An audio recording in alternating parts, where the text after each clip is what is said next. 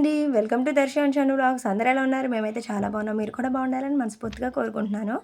Today మన వ్లాగ్‌లో వచ్చేసరికి మన నైటీస్‌కి జిప్స్ ఎలాగ వేసుకోవాలో చూపించేస్తానండి. దీనికోసం ఇన్విజిబుల్ జిప్స్ అయితే మనకి ఏ కలర్ డ్రెస్ అయినా ఇలా నైటీస్‌కైనా ఏ కలర్ అయితే ఆ కలర్ ఎగ్జాక్ట్‌గా మ్యాచ్ అయ్యేవైతే తీసేసుకోవాలి. ఇలా ఇన్విజిబుల్ జిప్స్ అని అడిగితే ఇచ్చేస్తారండి. దానికోసం మనం ఇప్పుడు పైన నైటీ వైపు ఫ్రంట్ సైడు మనకి చెస్ట్ పార్ట్ ఉంటుంది కదండి, అక్కడ ఒక 6 ఇంచెస్ నుంచి 6.5 ఇంచెస్ వరకు మనం మెజర్మెంట్ అయితే మార్క్ చేసుకుని పెట్టుకోవాలి. ఇప్పుడు నేను చూపిస్తుంది చూడండి. నేను 10 రూపీస్ జిప్ అనమాట, చిన్నదండి ఇది. ఇది వచ్చేసి 7 ఇంచెస్ వరకు ఓపెన్ అవుతుంది.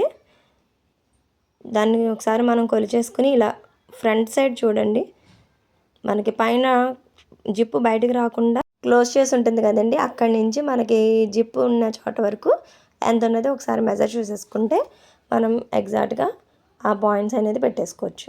ఇక్కడ చూపిస్తున్నట్టుగా ఒక 1/2 ఇంచ్ కిందకి పెట్టుకుని ఆ డిజైన్ ఉంది కదా, అక్కడి నుంచి 1/2 ఇంచ్ కిందకి పెట్టుకుని అక్కడి నుంచి 6.5 ఇంచెస్కి ఒక పాయింట్ పెట్టుకుంటున్నాను. స్ట్రైట్గా లైన్ వేసేసుకోవాలండి. మనకి కట్టింగ్ చేసుకోవాలి కదా, సైడ్ అవ్వకుండా స్ట్రైట్గా వచ్చేలాగా ఇలా మార్క్ అయితే చేసేసుకోవాలి. చూపిస్తున్న విధంగా మార్క్ రెండు వైపులా కూడా నీట్గా మార్క్ చేసేసుకుని అప్పుడు కట్ చేసుకోవాలి. ఇలా చేసుకుంటేనండి నీట్గా ఉంటుంది ఫినిషింగ్. ప్లస్ మనం తక్కువ బడ్జెట్లోనే మదర్ నైటీస్ అయితే రెడీ అయిపోతాయి. ఇదిగోండి ఇలా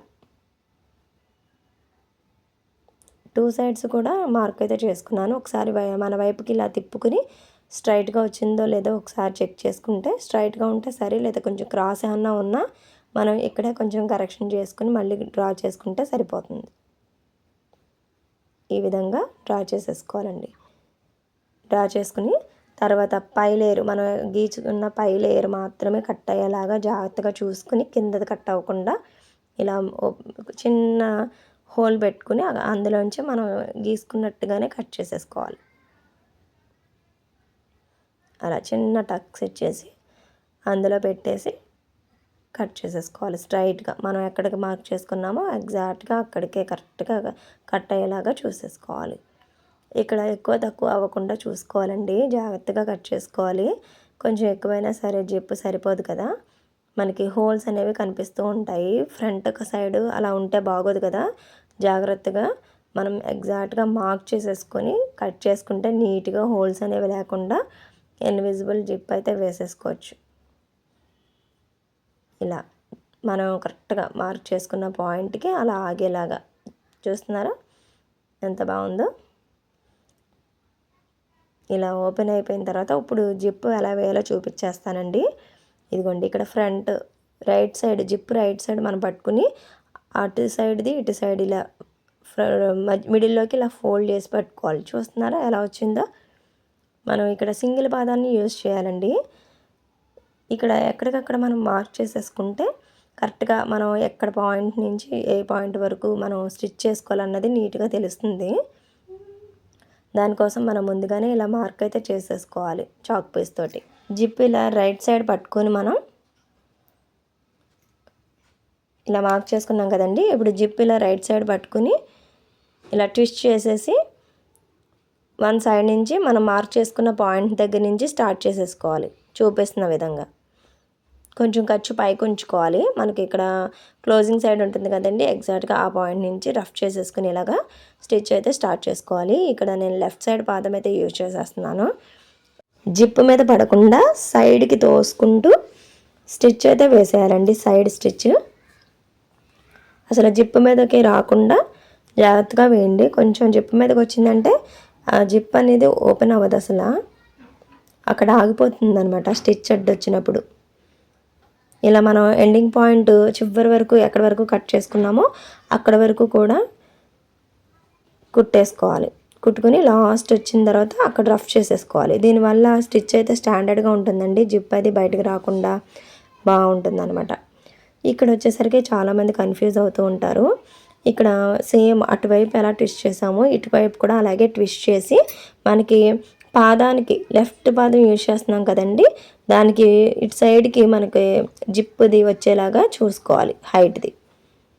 ఇదిగోండి జిప్ అది సైడ్కి ఇలా తోసుకుంటూ సైడ్ స్టిచ్ అయితే వేసేసుకోవాలి చూపిస్తున్న విధంగా. మనకి అటు ఇటు కూడా లెవెల్ సరిపోయేలాగా చూసుకుంటూ క్లాత్ అనేది బాగా లాగకుండా జాగ్రత్తగా స్టిచ్ చేసుకోండి, లేకపోతే కొంచెం ఎగుడు దిగుడు అయితే వచ్చేస్తూ ఉంటాయి. మనం మార్క్ చేసుకోవడానికి మెయిన్ రీజన్ ఇదేనండి. సేమ్ మార్కింగ్ చేసుకున్న పాయింట్స్ రెండు కలిసేటట్టుగా స్టిచ్ వేసేసుకున్నామంటే మనకు అసలు ఎగుడు దిగుడు అనేది రాదు.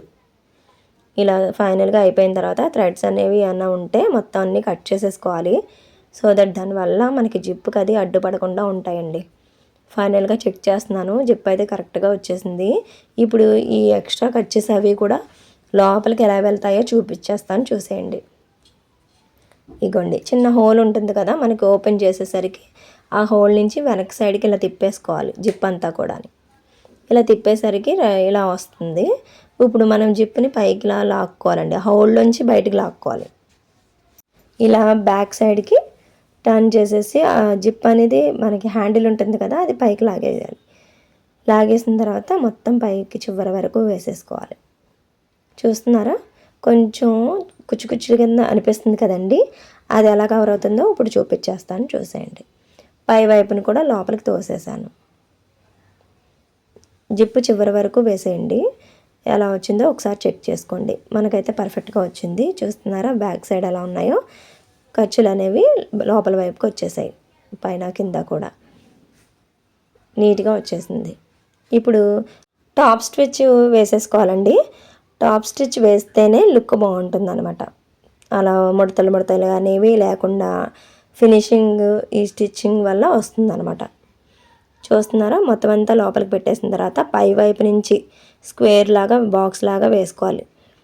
అక్కడ జిప్స్ ఉంటాయి కదండి ఖర్చు, అక్కడ కాస్త రఫ్ చేసేసుకోవాలి. 2 times స్టిచ్ వేసేసుకుని ఇలాగా స్క్వేర్ లాగా స్టిచ్ చేసుకోవాలి. నీడిల్ దించేసి క్లాత్నే టర్న్ చేసుకుని చివరి వరకు వచ్చేయాలి.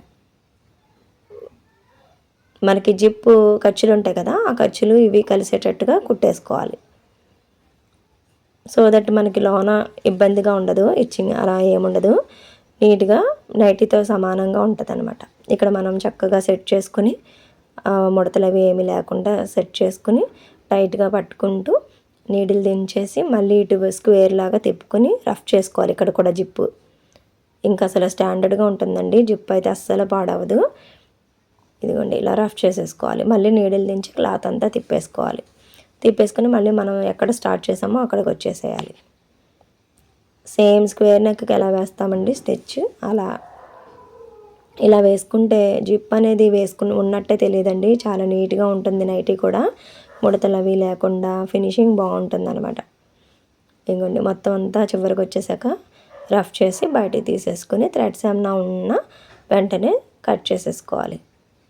ఇలానే మనం ఎన్ని నైటీస్ కన్నా వేసేసుకోవచ్చు అండి. తక్కువ బడ్జెట్లోనే మదర్ నైటీస్ అయితే రెడీ అయిపోతాయి. మీకు ఎలా అనిపించిందో నాకైతే కామెంట్ సెక్షన్లో కామెంట్ చేయండి. వీడియో నచ్చితే లైక్ చేయండి, అలానే మీ ఫ్రెండ్స్కి, నైబర్స్కి, రిలేటివ్స్కి అందరికీ షేర్ చేసేయండి. ఫైనల్గా లుక్ అయితే ఇలా ఉందండి, చాలా నార్మల్గా నీట్గా ఉంది కదా, అసలు ఎటువంటి ముడతలు అవి లేకుండా ప్లెయిన్గా నీట్గా వచ్చేసింది కదండి. మీకు నచ్చితే వెంటనే లైక్ చేయండి, అలానే షేర్ చేసేయండి. ఫైనల్గా 2 జిప్పులు కూడా వేసేసాను, నాకైతే ఇలా వచ్చేసాయండి. ఒక కస్టమరు 3 నైటీస్ ఇచ్చి నాకు జిప్ వేయమన్నారు. సేమ్ ఎగ్జాక్ట్ కలర్ వెళ్ళి తీసుకొచ్చేసాను జిప్స్. తర్వాత ఇలా అయితే వేసేసాను, చాలా నీట్గా వచ్చేసాయండి. మీరు కూడా ట్రై చేసి మీకు ఎలా వచ్చిందో నాకైతే కామెంట్ సెక్షన్లో కామెంట్ చేయండి. ఇలాంటి మరిన్ని వీడియోస్ కోసం మన ఛానల్ని సబ్స్క్రైబ్ చేసుకోండి. మీకు ఏమైనా డౌట్స్ ఉంటే కామెంట్ సెక్షన్లో అడగండి. ఇదిగోండి మనం తీసి వేసేటప్పుడు కూడా చాలా కంఫర్టబుల్గా నీట్గా వచ్చేస్తాయి.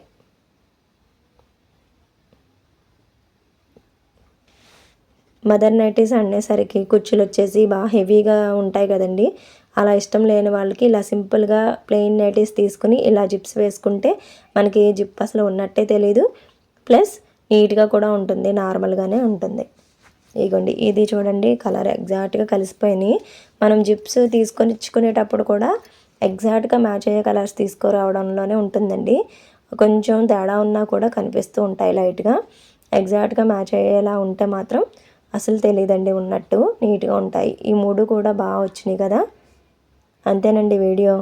నెక్స్ట్ మరొక మంచి వీడియోతో ఎప్పటికప్పుడు మీ ముందుకు వచ్చేస్తూ ఉంటాను. Thanks for watching. చాలా కంఫర్ట్గా వేర్ చేయొచ్చండి ఇవి. Bye bye.